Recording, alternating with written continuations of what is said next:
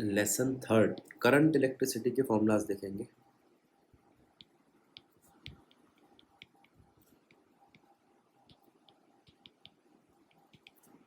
सबसे पहला फॉर्मूला जो आता है वो क्या है हमारा, current is equals to charge upon में टाइम, ठीक है, यानी कि रेट ऑफ चार्ज। एक बात, दूसरी बात unit ampere, 1 ampere is equals to 1 coulomb per unit second, ठीक है। अच्छा, इसके बाद बारी आती है इलेक्ट्रिसिटी में चार्ज मूव करता है, तो चार्ज कैरियर की बात कर लें।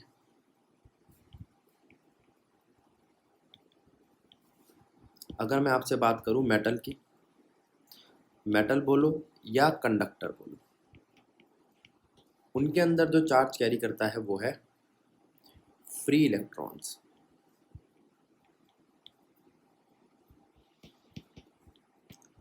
नॉन मेटल में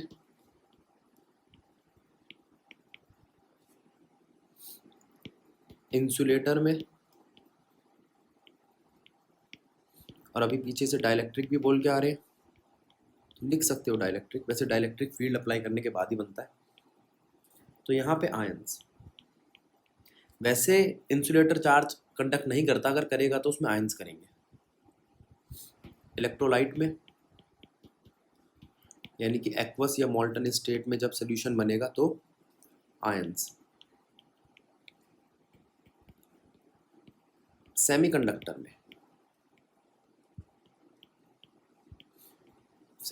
में होंगे पॉजिटिव होल्स और नेगेटिव इलेक्ट्रॉन्स, ठीक है। तो ये आपके चार्ज कैरियर बने और चार्ज मूव करता है इलेक्ट्रिसिटी में। आगे बढ़ते हैं।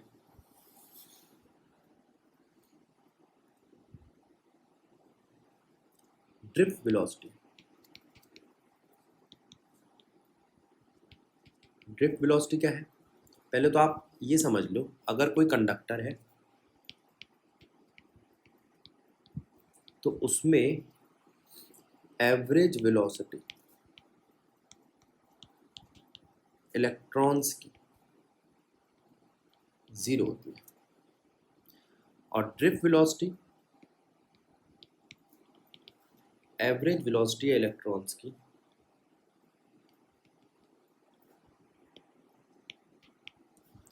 आफ्टर अप्लाइंग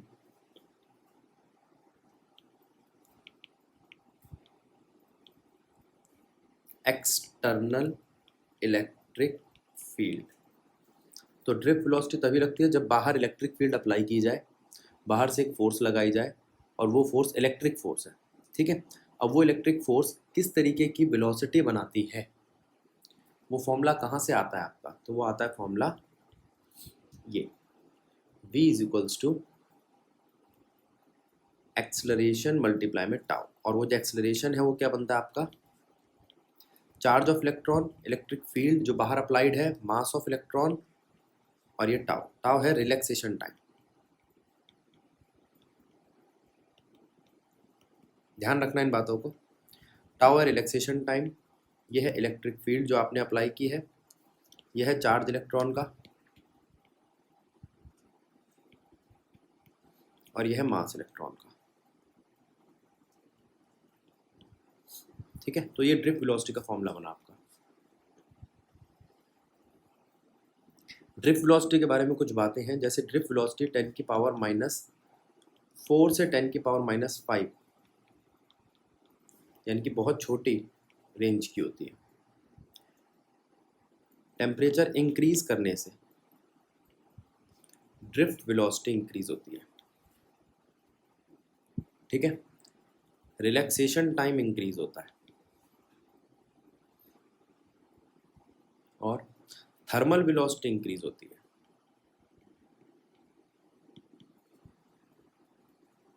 थर्मल को क्या लिख दिया मैंने,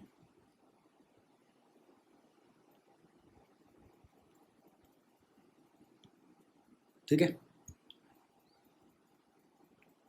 रिलैक्सेशन टाइम का ऑर्डर क्या होता है? 10⁻⁻14 सेकेंड। अब ड्रिप वेलोसिटी इतनी छोटी है फिर भी करंट इतनी जल्दी सेटअप क्यों जाता है? क्योंकि बहुत हाई होती है इंटेंसिटी कंडक्टर की, इलेक्ट्रॉन की कंडक्टर में। Intensity of electrons in conductor कितनी होती है? 10⁻29। इस रेंज की होती है इंटेंसिटी। इंटेंसिटी मतलब नंबर ऑफ इलेक्ट्रॉन। ये बातें ध्यान रखनी। आगे बढ़ते हैं। ड्रिप वेलोसिटी का रिलेशन करंट के साथ।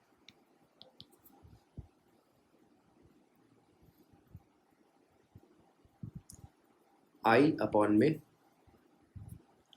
NEA। ए है area of cross section, E है चार्ज ऑफ इलेक्ट्रॉन, N है नंबर ऑफ इलेक्ट्रॉन, VD है ड्रिप वेलोसिटी। इसके बाद बारी आती है करंट डेंसिटी की।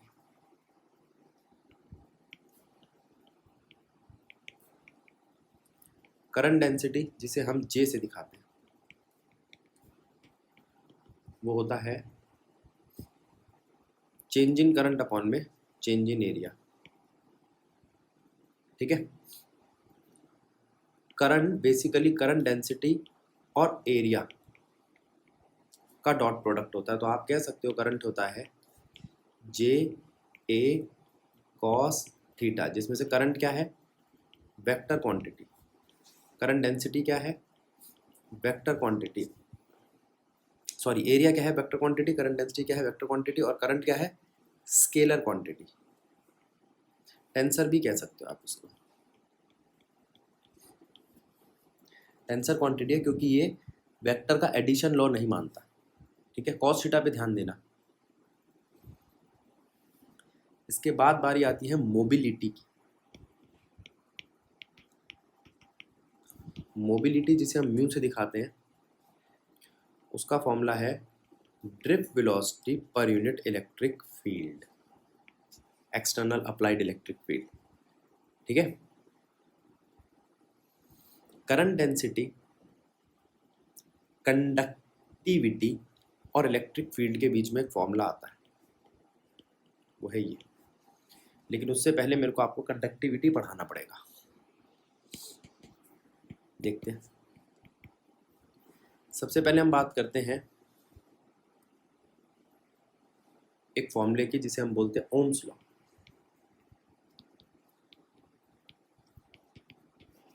V is to I are.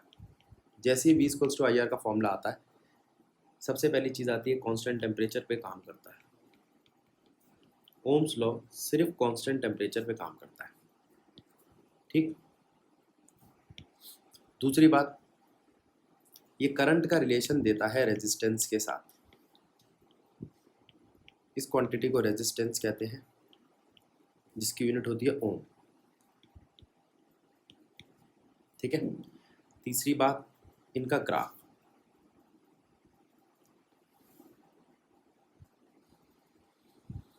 VI graph linear होगा तो ओमिक कंडक्टर होगा। अगर वो अपनी लीनियरिटी छोड़ देगा तो नॉन ओमिक कंडक्टर बन जाएगा। ठीक है। यहाँ पे इस ग्राफ में ये एंगल थीटा है और जो R है वो 1/tan थीटा या इनवर्स ऑफ tan थीटा है। तो स्लोप जो डायरेक्टली प्रोपोर्शन होता है tan थीटा के, वो जितना ज़्यादा होगा रेजिस्टेंस उतना ही कम होगा, याद रखना, और करंट उतना ही ज़्यादा होगा। किसी VI ग्राफ का स्लोप जितना ज़्यादा होगा रेजिस्टेंस उतना कम होगा। ठीक है।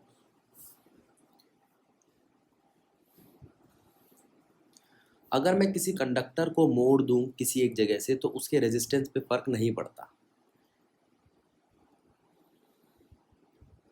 अब रेजिस्टेंस जो है वो किस किस चीज़ पे डिपेंड करता है? लेंथ पे, एरिया ऑफ क्रॉस सेक्शन पे। मैं लेंथ और एरिया ऑफ क्रॉस सेक्शन बना के दिखाता हूँ आपको। ये लेंथ है, ये एरिया ऑफ क्रॉस सेक्शन है। जितना एरिया ऑफ क्रॉस सेक्शन बढ़ेगा उतना रेजिस्टेंस कम होगा। और लेंथ बढ़ने से रेजिस्टेंस बढ़ेगा। और एक चीज़ पे और डिपेंड करता है, वो है मीडियम।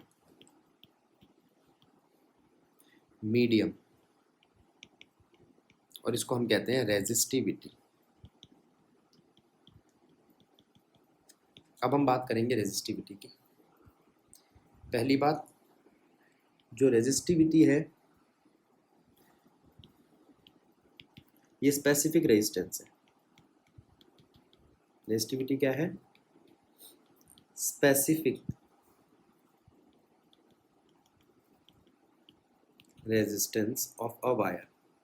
स्पेसिफिक का मतलब रेजिस्टिविटी रेजिस्टेंस है 1 मीटर लेंथ और 1 metre square area of cross section वाली वायर। आप एक काम करो, रेजिस्टेंस का फॉर्मूला लिखो, rho L by A. L की जगह पे 1 मीटर लिखो, एरिया की जगह पर 1 मीटर स्क्वायर, तो रेजिस्टेंस बराबर आ जाएगा रेजिस्टिविटी के। ठीक है, तो रेजिस्टिविटी का फॉर्मूला बना rho A by L. Resistivity की यूनिट बनी ओम मीटर। डेफिनेशन बनी 1 क्यूबिक मीटर कंडक्टर की रेजिस्टेंस को रेजिस्टिविटी कहते हैं। ये भी टेम्परेचर डिपेंडेंट है। Rho T is equals to rho not 1 plus alpha final temperature minus initial temperature. R T is equals to R not 1 plus alpha final temperature minus initial temperature, और ये है coefficient of temperature.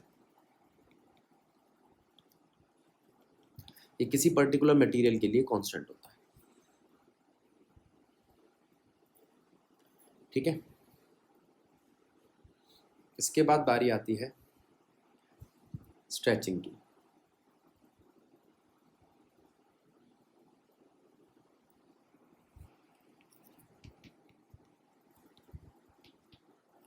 Stretching of wire, अगर मैं किसी wire को खींचता हूं तो उससे क्या फर्क पड़ता है?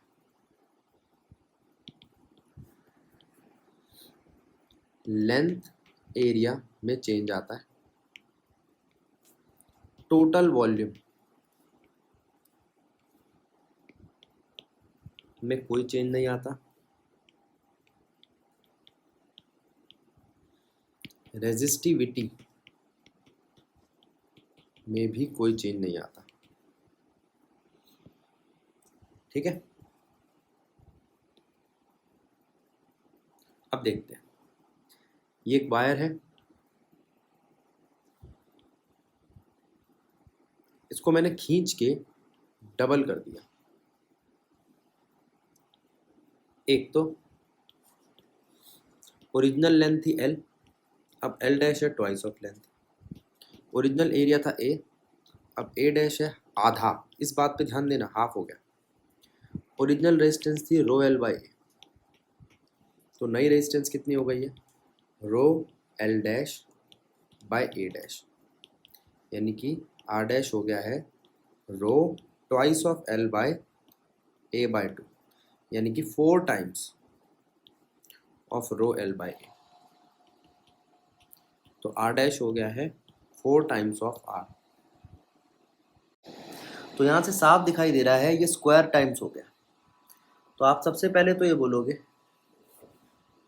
Resistance N square times increase करती है एन टाइम्स लेंथ इंक्रीज करने पे, और resistance N square time decrease करती है एन टाइम्स लेंथ डिक्रीज करने पे। अब बारी आती है एरिया की। एरिया होता है पाई आर स्क्वायर। आर यहाँ पे आपका रेडियस है। अगर रेडियस इंक्रीज करे तो एरिया इंक्रीज करे एन टाइम्स, तो area N square times increase करेगा। एरिया इंक्रीज करने से लेंथ डिक्रीज करेगी और रेजिस्टेंस एन स्क्वायर का स्क्वायर टाइम डिक्रीज करेगा। याद रखो, अगर रेडियस डबल हुआ है तो एरिया 4 टाइम्स हो जाएगा और रेजिस्टेंस 1/16 टाइम्स। इसका मतलब क्या है? स्क्वायर का स्क्वायर। समझे? यह है स्ट्रेचिंग ऑफ वायर। अगर आप वायर कट करते हो तो कोई स्क्वायर वगैरह करने की जरूरत नहीं है। कट करने पर लेंथ हाफ हो जाएगी, रेजिस्टेंस भी हाफ हो जाएगी, खत्म कहानी। ठीक है? कट करने पर ऐसा हो सकता हो क्या है कि भाई एक वायर है जिसकी रेजिस्टेंस आर है, उसको 5 टुकड़ों में काट दिया तो एक टुकड़ा कितना होगा? R/5। वहां आपने स्ट्रेच कुछ नहीं किया। ठीक है? सिंपल सीधा सादा भी क्वेश्चन आ सकता है, कोई बड़ी बात नहीं। आगे चलते हैं। अब एक बड़ा इंपॉर्टेंट ग्राफ आता है, वो देख लो, नॉन ओमिक कंडक्टर का। वो है ये, यहां तक तो सीधा रहता है, ए से बी तक तो वो सीधा ग्राफ रहता है, बी के बाद वो इंक्रीज करता है नॉन लीनियरली, सी तक, फिर डी तक डिक्रीज करता है नॉन लीनियरली। तो यहां कहोगे नॉन लीनियर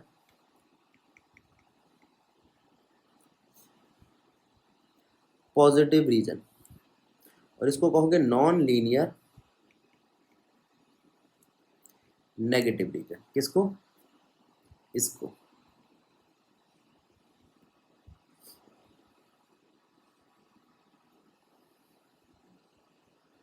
अब देखो,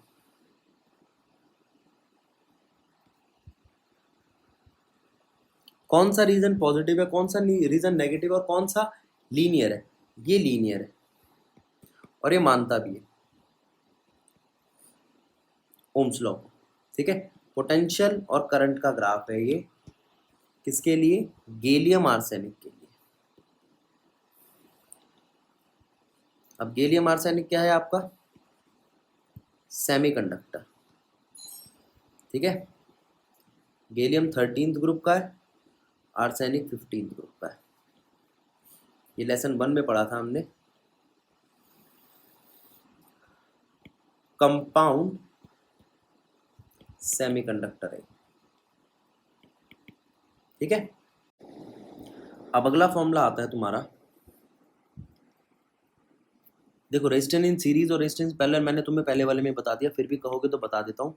सीरीज में रेजिस्टेंस जुड़ता है, पैरेलल में उसका इन्वर्स जुड़ता है।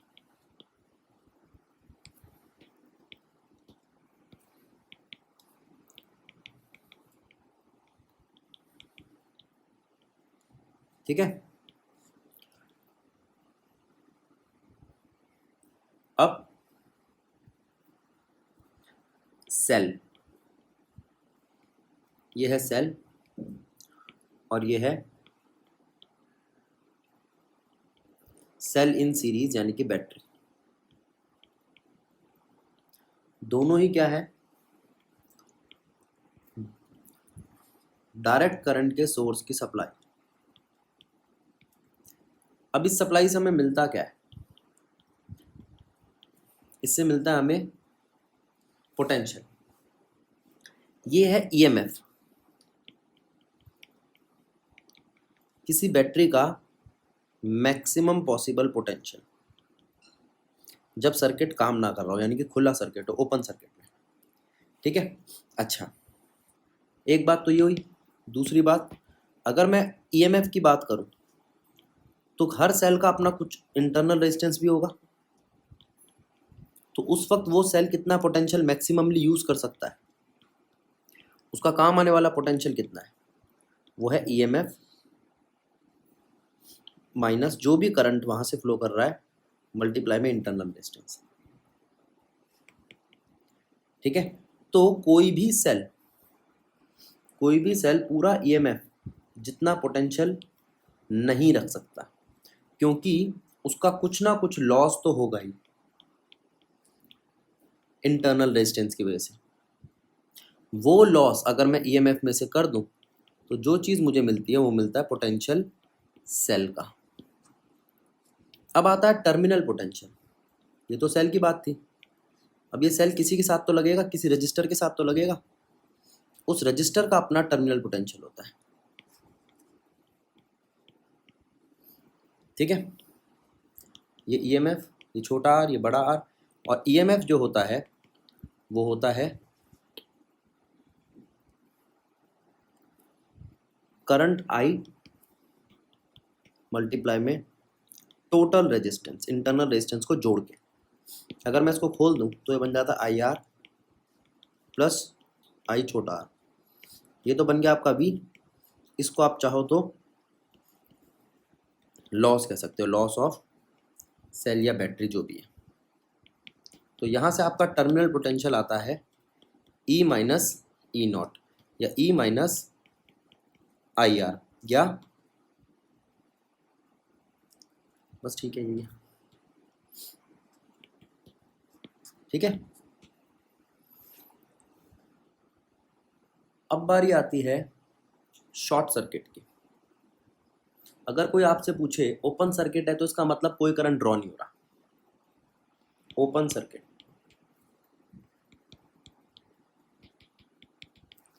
Current draw zero, potential EMF के बराबर है। जब करंट ड्रॉ ही नहीं हो रहा तो मैं माइनस क्या करूं, पोटेंशियल ईएमएफ के बराबर है ओपन सर्किट में। Resistance not considered. Close circuit में क्या होगा,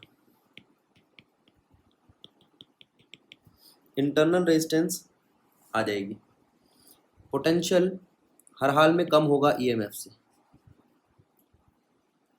ठीक है, क्लोज सर्किट में जो भी आपका एक्सटर्नल रेजिस्टर है उसके उस पर एक टर्मिनल पोटेंशियल सेटअप हो जाएगा। ठीक है, टर्मिनल पोटेंशियल का फॉर्मूला है आई आर और ईएमएफ का फॉर्मूला है आई आर प्लस आर। ठीक है,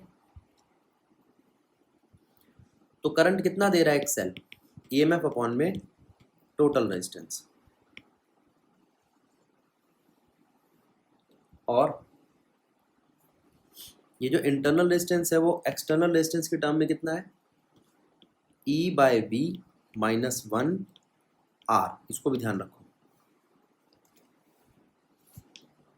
ठीक है,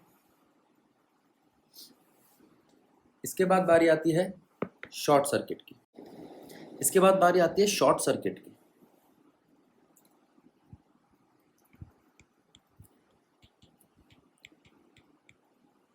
पहले तो शॉर्ट सर्किट का मतलब क्या है, आपने सेल को के पॉजिटिव और नेगेटिव टर्मिनल को जोड़ दिया आपस में। अब जोड़ दिया तो एक्सटर्नल रेजिस्टेंस तो कुछ है नहीं, इंटरनल रेजिस्टेंस फिर भी होगी, ईएमएफ सेल का हमेशा होता है, पोटेंशियल यहाँ जीरो हो जाएगा, करंट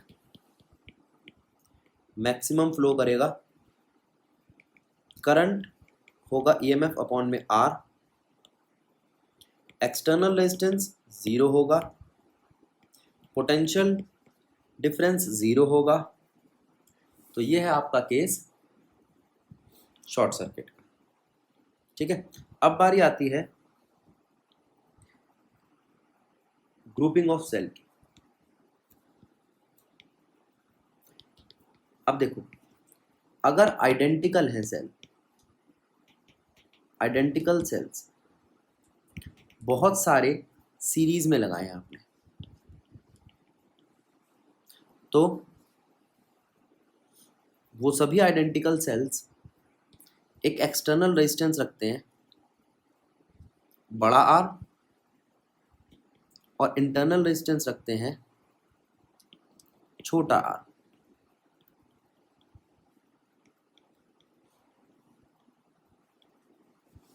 ठीक है, टोटल ईएमएफ कितना होता है? सीरीज में ईएमएफ जुड़ता है, याद रखो सीरीज में ईएमएफ पोटेंशियल जुड़ता है तो बन जाएगा एनई। टोटल इंटरनल रेजिस्टेंस कितना होगा?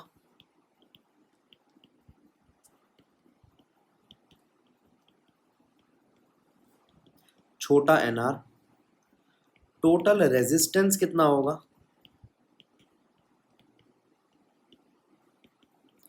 NR plus capital R. Current कितना होगा? टोटल ईएमएफ अपॉन में एनआर प्लस आर।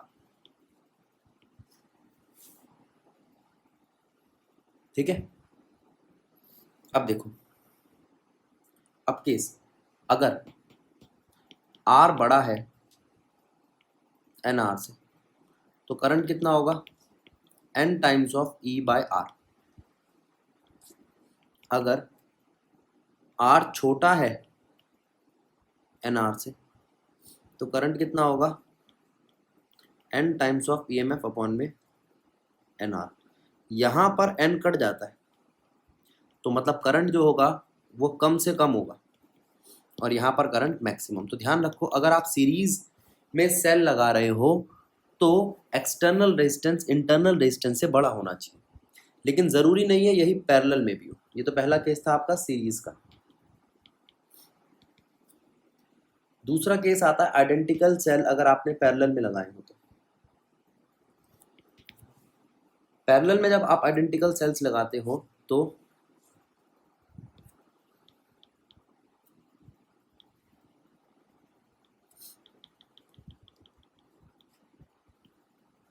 क्या होता है?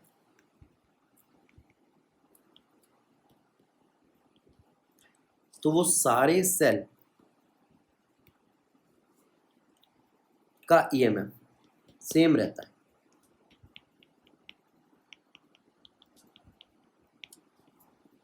दूसरी बात, टोटल रेजिस्टेंस इंटरनल रेजिस्टेंस कितना आता है? एन अपॉन आर, मानी कि 1/r plus 1/r plus 1/r, फिर उल्टा होके आर अपॉन एन। और टोटल रेजिस्टेंस कितना आता है? R upon N plus capital R, यानी कि R plus N R upon में एन। ये सारे फॉर्मूले आपको याद करने पड़ेंगे, ईएमएफ का भी, इसका भी और करंट का भी। और करंट बन जाता है ईएमएफ अपॉन में R plus N R upon में एन, यानी कि एन ई अपॉन में आर प्लस एन आर। फिर वही बात, अगर आर छोटा हुआ आर से तो करंट कितना आएगा? एन ई अपॉन में एन आर, यानी कि मिनिमम। और अगर आर बड़ा हुआ आर से तो करंट कितना आएगा? एन ई अपॉन में स्मॉल आर। तो यहाँ पर मैक्स लाने के लिए कि सारे के सारे एन सेल का ईएमएफ काउंट हो, हमें एक्सटर्नल रेजिस्टेंस छोटा रखना पड़ता है। तो अगर मैक्सिमम ईएमएफ चाहिए तो सीरीज में एक्सटर्नल रेजिस्टेंस बड़ा होना चाहिए और पैरेलल में एक्सटर्नल रेजिस्टेंस छोटा होना चाहिए। मिक्सचर, आइडेंटिकल सेल्स का मिक्सचर। अब यहां मैंने बहुत सारे एन सेल्स ले लिए सीरीज में, जिनका सबका ईएमएफ ई है, इंटरनल रेजिस्टेंस आर है। तो एक रो में एन ई ईएमएफ आ जाएगा, एन आर रेजिस्टेंस आ जाएगा। ठीक है, और ऐसी कितनी रो ले ली है मैंने? एम। ऐसी एम रोज है तो टोटल ईएमएफ कितना होगा? एक रो का था एन ई, तो एम रो का भी एन ही रहेगा, पैरेलल में चेंज नहीं होता। टोटल रेजिस्टेंस कितना होगा? Internal resistance,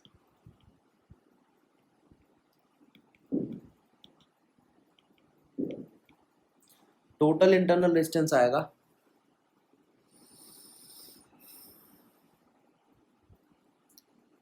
1/nr plus 1/nr, ऐसे करके टोटल करने पर आएगा m/nr।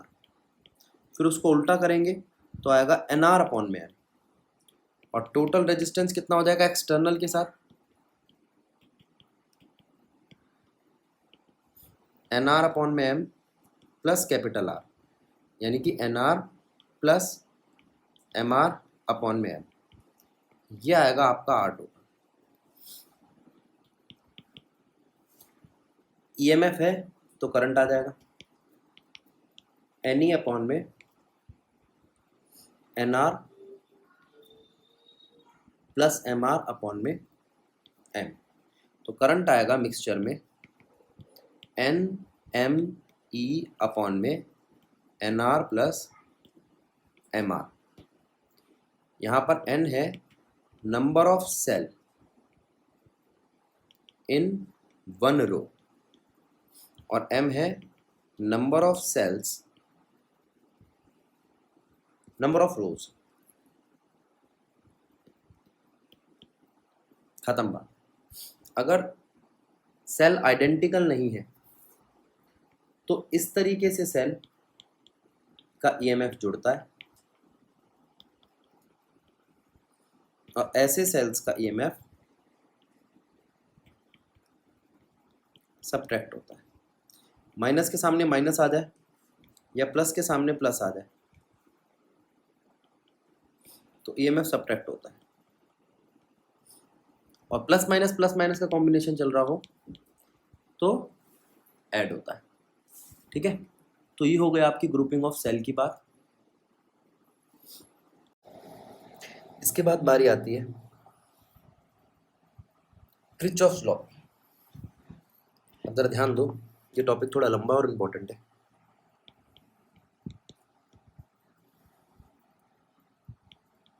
किरचॉफ्स लॉ, ये भी दो लॉ हैं।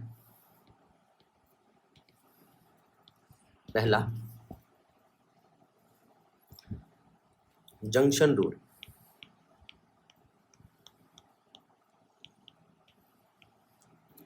या करंट रूल। अब देखते हैं जंक्शन रूल या करंट रूल काम कैसे करता है। सबसे पहली बात, ये वो जंक्शन है जिस पे करंट आ रहा है। आ कहीं से भी सकता है, ये नहीं है कि भाई यहीं से आएगा, लेफ्ट हैंड साइड से आएगा, राइट हैंड साइड पे जाएगा, ऐसा नहीं। देखो, इसलिए मैंने यहाँ से कहीं से भेज दिया। अब जितना करंट आ रहा है वो जंक्शन पे जो आ रहा है इक्वल होगा उस जंक्शन से जितना करंट जा रहा है। तो मतलब यहाँ पे आएगा I1 plus I2 plus I3 is equals to I4 plus I5, या यूं कहो जो जंक्शन पर समीशन होगा करंट का वो जीरो होगा। जो आना जाना है करंट का वो जीरो होगा। तो ये एक बात तो ये हो गई। दूसरी बात, ये कंजर्वेशन ऑफ चार्ज को समझाता है।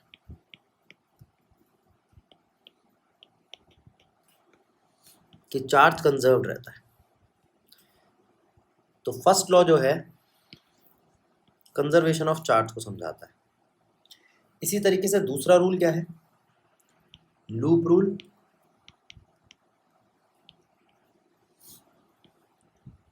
या पोटेंशियल रूल। ठीक है, इस रूल में एक बैटरी जो किसी पर्टिकुलर पोटेंशियल से कनेक्ट कर रही है उसमें जितने भी आपके रजिस्टर आते हैं P, Q, R, और उसमें जो करंट फ्लो कर रहा होता है I, वो इस V के इक्वल होते हैं। P मल्टीप्लाई में I प्लस Q मल्टीप्लाई में I प्लस R मल्टीप्लाई में I is equals to V। इसमें डायरेक्शन चेक की जाती है कि किस डायरेक्शन में आप अपने करंट को फ्लो करा रहे हो। ठीक है, अब देखो जरा ध्यान दो। और इसमें क्या कंजर्व होता है, इसमें एनर्जी कंजर्व होती है। इस रूल में, इस रूल के हिसाब से टोटल एनर्जी कंजर्व रहती है। तो ये law of conservation of energy को मानता है।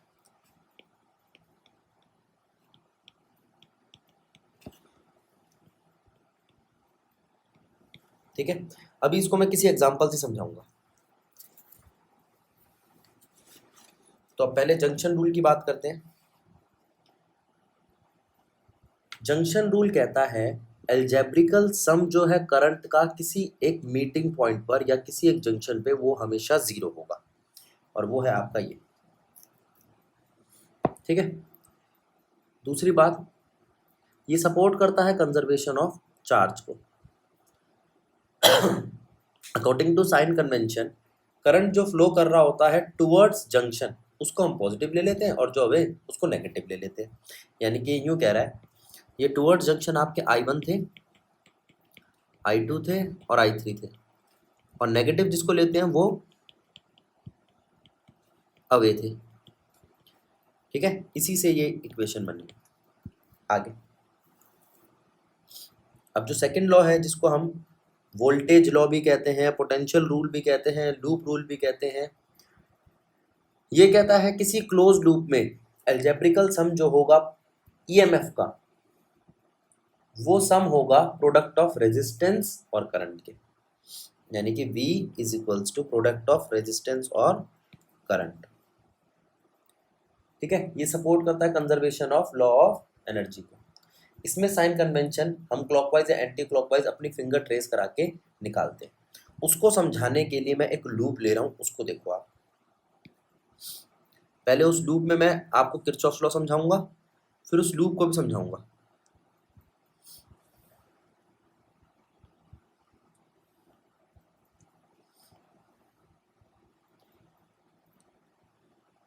देखो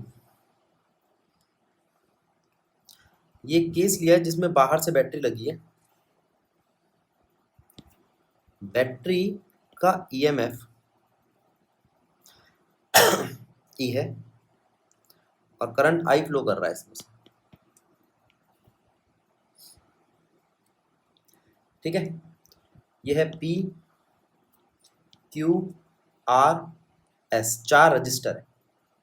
अब जो करंट आई फ्लो कर रहा है वो किस तरीके से फ्लो कर रहा है पहले उसको समझो।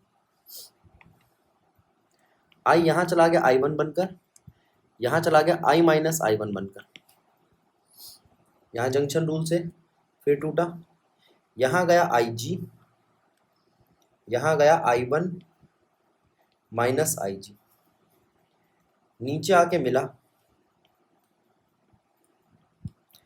I minus I1 plus IG और ये जुड़ गया। जुड़ने पर फिर से हमें I मिला। ठीक है, अब लूप के नाम देखो, देखो A B C D। अगर मैं यहाँ पे लूप लेता हूँ A B D A, तो लूप देखो कहाँ है A B D A, और किस तरीके से मैं ट्रेस कर रहा हूँ। देखो जिस डायरेक्शन में मैं जा रहा हूँ उसी डायरेक्शन में करंट जा रहा है यानी कि पॉजिटिव, जिस डायरेक्शन में मैं जा रहा हूँ उसी डायरेक्शन में करंट जा रहा है यानी कि पॉजिटिव। अब जिस डायरेक्शन में मैं जा रहा हूँ करंट उससे उल्टी डायरेक्शन में जा रहा है तो नेगेटिव। मुझे करना क्या है, इस लूप में पोटेंशियल रूल लगाना है। पोटेंशियल रूल करंट और रेजिस्टेंस का प्रोडक्ट बताता है। करंट है I1P इस वाली लाइन में, इसमें IG करंट है और गैल्वेनोमीटर का रेजिस्टेंस है G, और इसमें I माइनस I1 रेजिस्टेंस है R। बैटरी है ना इसके सामने 0 वोल्ट। ध्यान दो ये नेगेटिव साइन क्यों आया, अपोजिट डायरेक्शन की वजह से। ठीक एक बात, इसको इक्वेशन 1 बना के छोड़ दो। अगर मैं दूसरा लूप लेता हूं तो लूप ले रहा हूं मैं B C D B। अब इस लूप में फिर से ये करा positive negative negative, I1 minus IG multiply में Q minus S I minus I1G minus IGG। ठीक, अगर मैं IG 0 रख दूं तो एक कंडीशन अप्लाई करूं कि IG 0 है, इसका मतलब गैल्वेनोमीटर से करंट फ्लो नहीं कर रहा, तो ये बन जाएगा व्हीटस्टोन ब्रिज।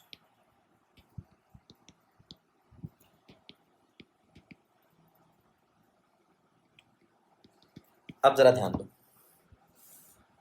अब फिर से बात आती है एक नए कंसेप्ट की। कंसेप्ट है व्हीटस्टोन ब्रिज। अगर इस तरीके से 4 रजिस्टर लगे हों,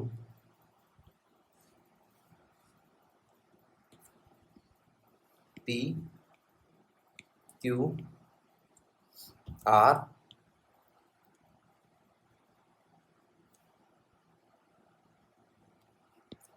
और S, और गैल्वेनोमीटर बीच में लगा हो, तो अगर गैल्वेनोमीटर से करंट नहीं जा रहा है तो ये ज़रूरी है P/Q की रेशियो R/S के इक्वल होगी, या यूं कहो P/Q अगर R/S के इक्वल है तो गैल्वेनोमीटर से करंट नहीं जाएगा। इस अरेंजमेंट को हम कहते हैं व्हीटस्टोन ब्रिज। ठीक है, गैल्वेनोमीटर 0 डिफ्लेक्शन दिखाएगा, नो डिफ्लेक्शन, 0 डिफ्लेक्शन या नल पॉइंट, ये वर्ड यूज करते हैं इसके लिए। ठीक है, इसे बैलेंस्ड कंडीशन कहते हैं जब ये चारों इस तरीके से इस रेशियो में होते हैं, P/Q = R/S, और इसे कहते हैं व्हीटस्टोन ब्रिज। व्हीटस्टोन ब्रिज की एप्लीकेशन आती है मीटर ब्रिज।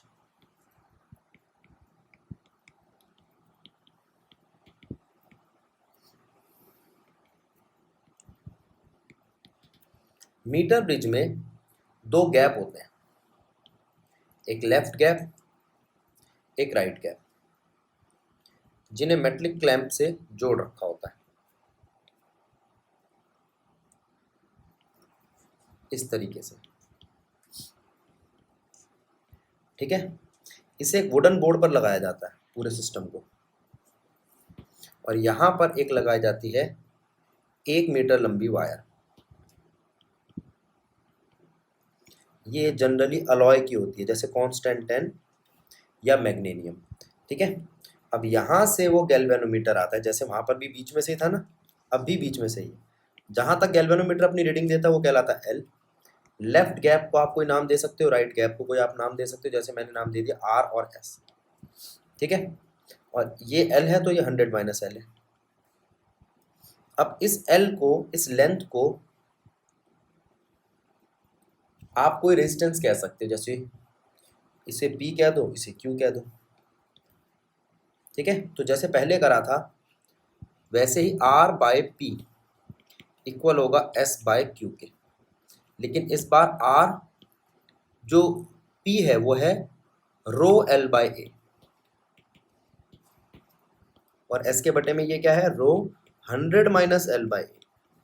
इससे आपको क्या मिलेगा, रो से रो कट जाएगा, A से A कट जाएगा, एक फॉर्मूला मिल जाएगा, R/S = L/100 - L। और ये तभी होगा जब आपकी रेजिस्टिविटी और area of cross section constant हो। तो कंडीशन क्या है इसकी,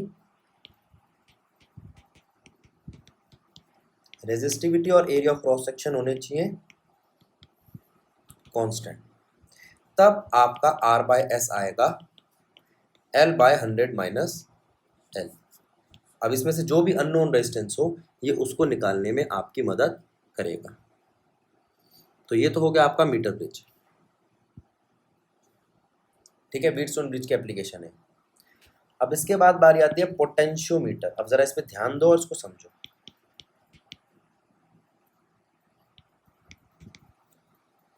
पोटेंशियोमीटर है क्या? Potential measuring device.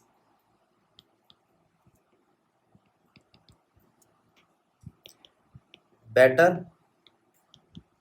Then volt meter. अब बात आती है क्यों।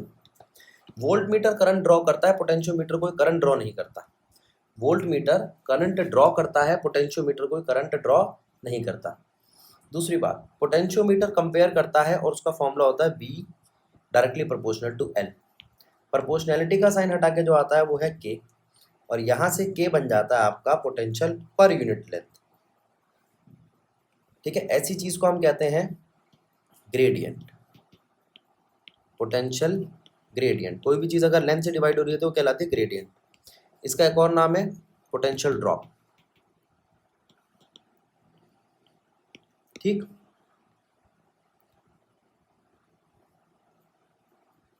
Fall of potential per unit length भी बोल लेते हैं इसको।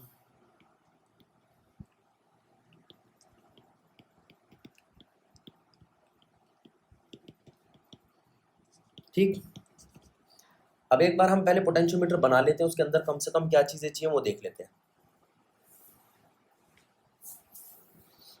देखो,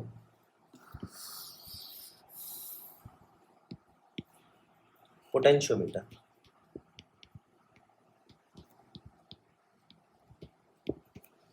सबसे पहले तो हमें इसमें चाहिए एक सोर्स।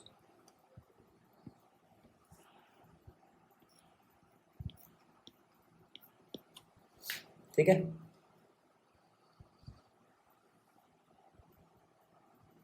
फिर उसके बाद चाहिए वेरिएबल रजिस्टर, जिसे रियोस्टेट भी कहते हैं।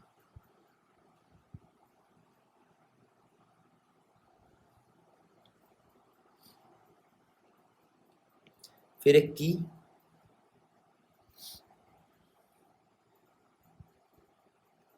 फिर यहां पे 4 वायर ले लो आप, 1 2 3 4, 4 वायर का सेट जिनको मेटलिक क्लैंप के साथ जोड़ा जाता है। ठीक है,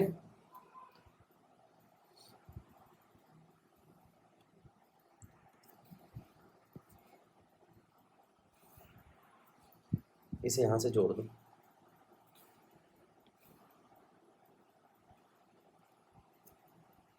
ये है आपका पॉइंट ए, हमेशा पॉजिटिव रहता है। इससे सारी पॉजिटिव चीजें जोड़ी जाती है, जैसे पॉजिटिव बैटरी जोड़ी है। अब जो बाहर की कोई चीज जुड़ जाएगी वो भी पॉजिटिव जोड़ी जाएगी। ठीक है, पहले हम यहाँ पे सिंपल सा गैल्वेनोमीटर लेते हैं और इसकी लेंथ के हिसाब से इसका पोटेंशियल मेजर करते हैं। ठीक है, तो हमारे पास V डायरेक्टली प्रोपोर्शनल आता है L। L क्या है? Total length.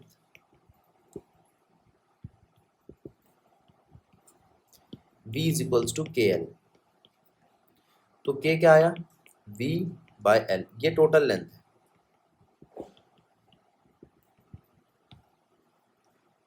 ठीक है, फिर उसके बाद हम कोई इसके यहाँ पर एक सेल लगाते हैं, पहली एप्लीकेशन। देखो, हमने यहाँ एक सेल लगाया। अब गैल्वेनोमीटर सिर्फ उस सेल का बैलेंस पॉइंट निकालेगा। ठीक है, इस सेल का ईएमएफ है E। इसका ईएमएफ पता लगाओ, वो आएगा लेंथ L पे। V पहले से ही KL है। यहां पर भी प्रोपोर्शनैलिटी का साइन हटाने पे डाइलेक्ट्रिक कांस्टेंट K ही आना है। K की वैल्यू यहां से दिखाई दे रही है V बाय L। तो ईएमएफ क्या आ गया? V बाय L मल्टीप्लाई में L। ये क्या है? मेजर्ड लेंथ, एक्सपेरिमेंटली मेजर की जाएगी, क्वेश्चन में गिवन होगी। ये क्या होगा? EMF of given cell. अब हो सकता है कि आपको 2 सेल कंपेयर करने को आ जाए, तो आप क्या करोगे? इसी सेट को लोगे आप और इसके अंदर यहां पे ऑल्ट्रेशन करोगे।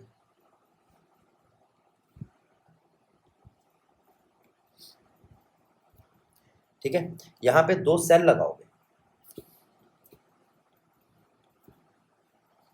देखो, एक सेल, 2 सेल, एक का ईएमएफ E1, एक का ईएमएफ E2, और इन दोनों को जोड़ दोगे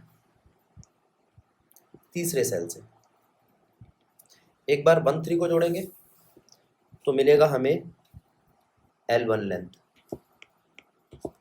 और एक बार 2 3 को जोड़ेंगे तो मिलेगी हमें L2 लेंथ,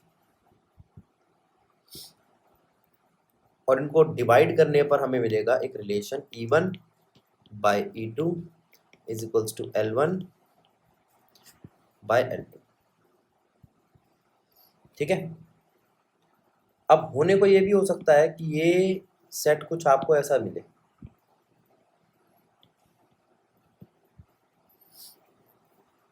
देखना जरा ध्यान देना, जो अरेंजमेंट मिले वो कुछ ऐसा मिले।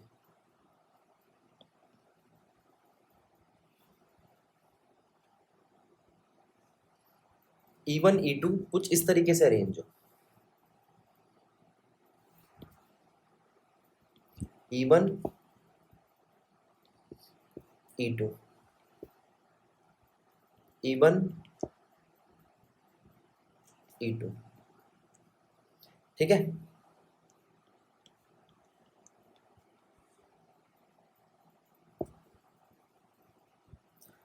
E1 minus E2 directly proportional to L1, और E1 प्लस E2। अब तुम कहोगे ये कहाँ से है, पीछे अभी बताया था मैंने आपको कि अगर दोनों के नेगेटिव नेगेटिव या पॉजिटिव पॉजिटिव सामने आ जाए तो सब्ट्रैक्ट होते हैं, और पॉजिटिव नेगेटिव चल रहा हो तो ऐड होते हैं।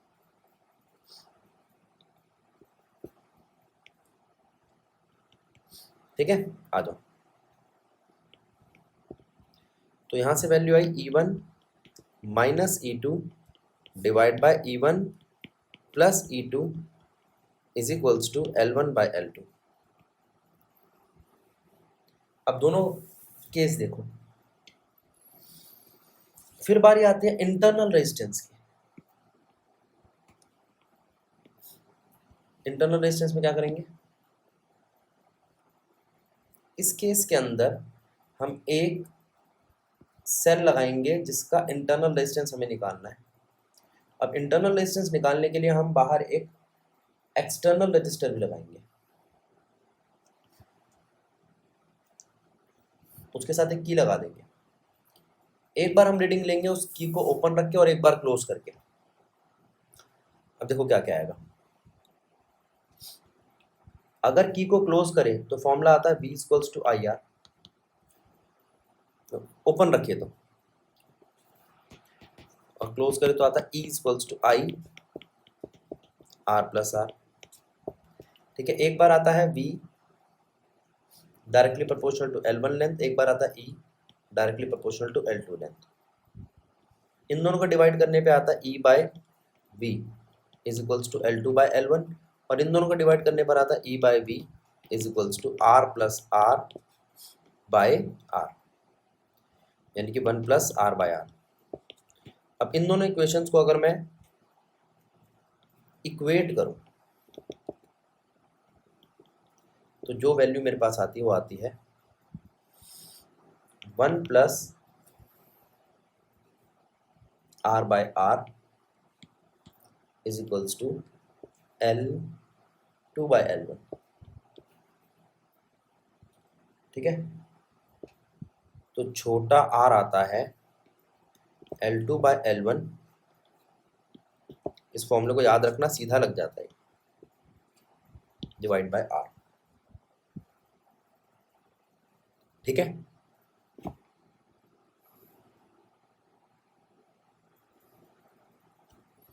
तो ये तो थी थर्ड एप्लीकेशन। आगे बढ़ते हैं।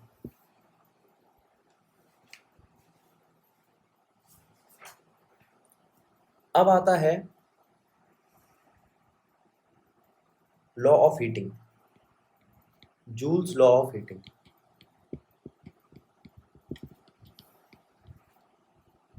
हीट का फॉर्मूला आता है I स्क्वायर RT, क्योंकि हीट क्या है, एनर्जी। एनर्जी किसके इक्वल है, वर्क डन के। ठीक है, अब ये टी टाइम कहाँ से आया, ये टी टाइम आया आपका पावर के फॉर्मूले से। अभी पावर समझाऊंगा तब समझ में आ जाएगा। अभी आप ये समझ लो, हीट I स्क्वायर RT, अगर करंट बढ़ेगा तो हीट बढ़ेगी। तो इस लॉ के हिसाब से करंट बढ़ने से हीट प्रोड्यूस होती है। और हीट आपकी डायरेक्टली प्रोपोर्शनल है करंट के स्क्वायर से और रेजिस्टेंस ऑफ वायर से। तो इसका मतलब ये हुआ रेजिस्टेंस ऑफ अलॉय बहुत ज़्यादा होती है, हम जानते हैं, as compare to resistivity of metal से।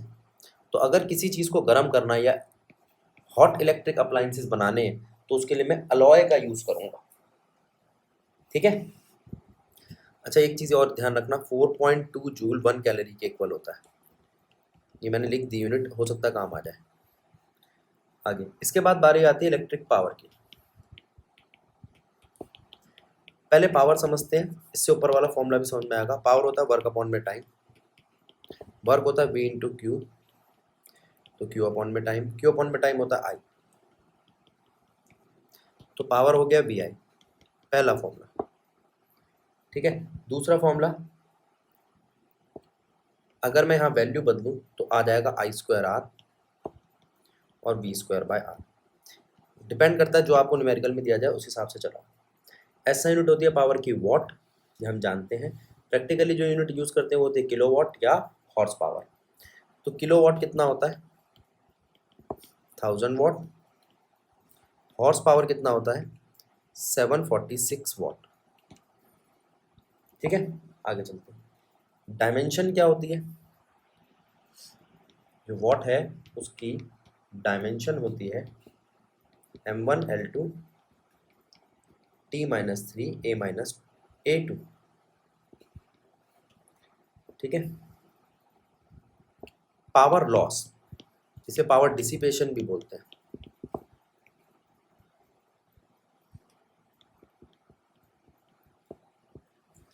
पावर लॉस या पावर डिसिपेशन या डिसिपेटेड पावर। तो पावर डिसिपेटेड जो होती है वो लॉस है सर्किट का जो पावर की फॉर्म में होता है। ठीक है, इसको आप आई स्क्वायर आर, यहां पर आर क्या है आपका, आर रेजिस्टेंस है, आई करंट है और पी वो पावर जो वेस्ट हो रही है। ठीक है। अब पावर लॉस को आप पी डैश से दिखा दो तो ये हो जाएगा आपका पी स्क्वायर, वो पावर जो आपने लगाई थी, R by C, R by B square, ये भी एक फॉर्मूला बन जाता है इसका। ये वो है जो पावर आपने अप्लाई की है, ये वो पावर है जो पावर का लॉस हुआ है। सीरीज में पावर का इनवर्स जुड़ता है और पैरेलल में पावर नॉर्मली जुड़ती है।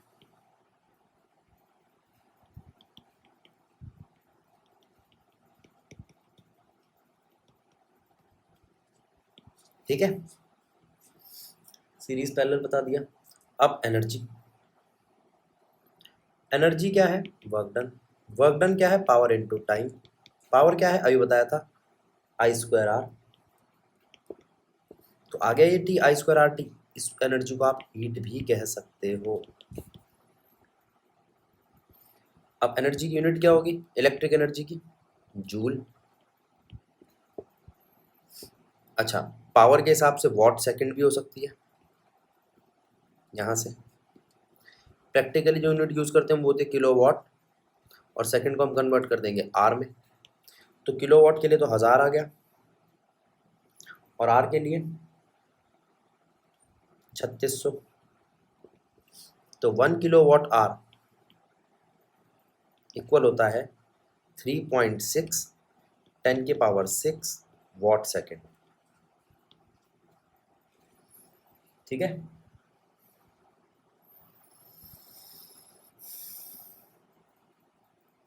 बस और तो कुछ नहीं, यहाँ आपका ये चैप्टर हो जाता है समाप्त।